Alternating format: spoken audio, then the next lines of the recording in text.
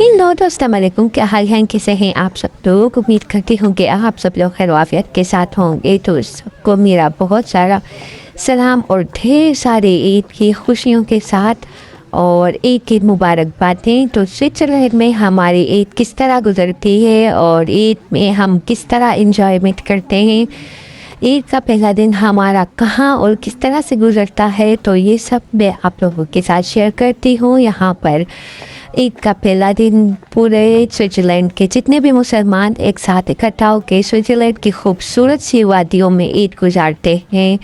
और यही नहीं बल्कि ईद की नमाज़ अदा करते हैं सबसे पहले। और जब नमाज़ अदा कर रहे होते हैं तो फ्रंट पे सारे जेंट्स होते हैं, क्योंकि अरब लोग जो है ना वो उनकी लेडीज़ भी ईद की नमाज़ पढ़ जाती हैं।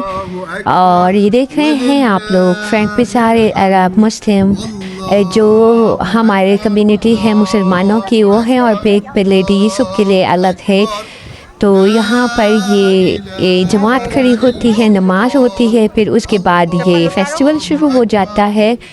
और फेस्टिवल करने के बाद जो है ना फिर यहाँ पर कुछ एक्टिविटीज़ शुरू हो जाती है। और बादल आप देख रहे हैं इन वादियों में, आसमान सर पे बिल्कुल ही बादल छाए हुए हैं। और जो है ना जहाँ ईद की नमाज़ ख़त्म होनी थी और वहीं पर बारिश बरस पड़ी थी और फिर हम हॉल में ट्रांसफ़र हो गए थे, लेकिन फ़िलहाल हम यहाँ इस मैदान पे हैं। और यहाँ पर जो है ना फिर नाश्ता करवाया जाता है। तो जिस तरह मैं आप लोगों को ये दिखा रही हूँ, आप सब मैदान पर पहुँच रहे हैं।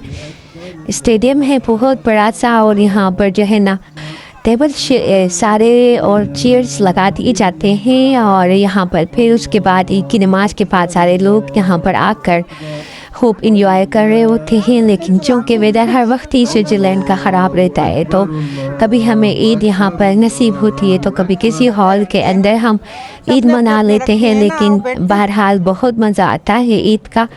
तो ईद की इस पार्टी को मेरे बच्चे तो मिस नहीं करना चाहते, क्योंकि सारे मुसलमान एक जगह पर हम हो जाते हैं।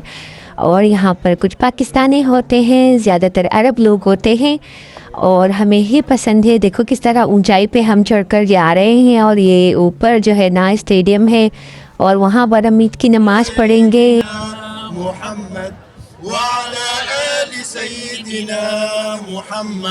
وعلى أصحاب سيدنا محمد وعلى أنصار سيدنا محمد وعلى أزواج سيدنا محمد وعلى ذرية سيدنا محمد وسلم تسليما كثيرا. الله أكبر الله أكبر الله أكبر.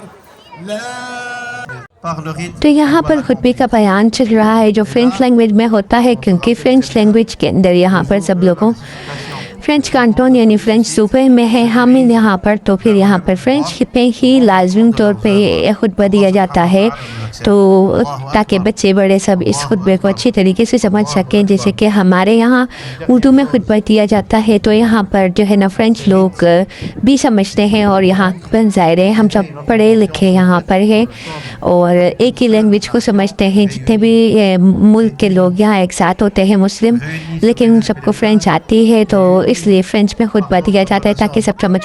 और जिस तरह के मैंने सब आप लोगों को बताया है कि सारे मुसलमान अरब लोग जो है ना वो अपने कंट्रियों के अंदर जो है ना ईद की नमाज़ पढ़ने मस्जिद जाते हैं। तो यहाँ पर इन मैदानों में सब इस तरह से जमा हो जाते हैं, लेडीज़ और जेंट्स सब के सब।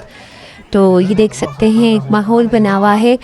तो अब जब से स्विस आए हैं तो यहाँ पर भी यही अरब का माहौल है कि बिल्कुल यहाँ लेडीज़ भी होती हैं, और मैदानों में भी और मस्जिदों में भी ये सारे एक साथ होते हैं, दुआ करते हैं और पहुँच जाते हैं। तो हम भी यहाँ पर पहुँचते हैं क्योंकि सारे मुस्लिम ही पहुँचे हुए होते हैं। और ये एक ईद का दिन होता है जो हम सब इकट्ठा होते हैं मुसलमान और इसे सेलिब्रेट करते हैं, और बहुत ही अच्छा लगता है हम सबको यहाँ पर आना। तो अल्हम्दुलिल्लाह।